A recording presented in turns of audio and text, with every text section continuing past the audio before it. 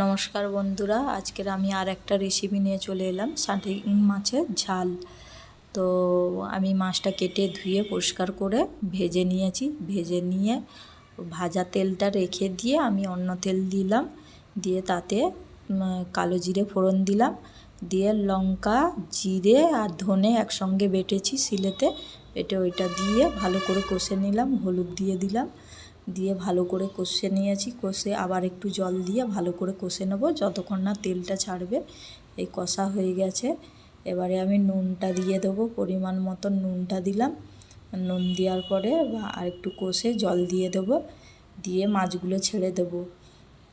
তো এই মশলা বাটা জলটা দিয়ে দিয়েছি, দিয়ে আমি মাছগুলো ছেড়ে দিয়েছি, দিয়ে লাস্টে ধনেপাতা দিয়ে দেবো।